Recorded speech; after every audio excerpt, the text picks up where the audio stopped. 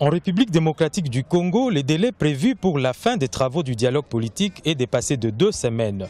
Les pourparlers sont ainsi bloqués. Au centre de cette situation, la suspension de la participation aux travaux de plusieurs structures, dont la CENCO, Conférence épiscopale nationale du Congo, l'opposition et même une bonne partie de la société civile. L'Église prévoit donc un déficit de consensus de ce dialogue.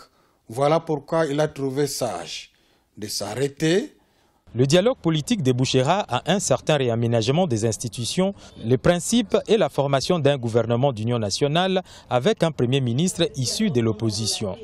C'est vrai qu'à l'issue de l'accord qui va être signé entre les différentes parties au dialogue, il y aura certainement quelques postes de responsabilité qui devraient être redistribués entre acteurs politiques. Si plusieurs composantes suspendent leur participation et réclament l'intégration du rassemblement de l'opposition afin d'assurer l'inclusivité, la venue de la plus grande plateforme de l'opposition ne sera pas en faveur de l'opposition déjà présente, estiment les observateurs. Si le rassemblement entre dans le dialogue, la primature reviendra au rassemblement, ça c'est clair.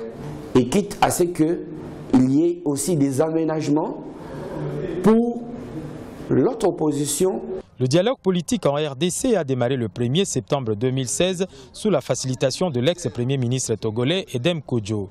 Quelques consensus ont déjà été trouvés entre la majorité présidentielle et l'opposition, notamment sur la séquence des élections. La présidentielle, couplée aux 2 législatives, seront organisées en premier.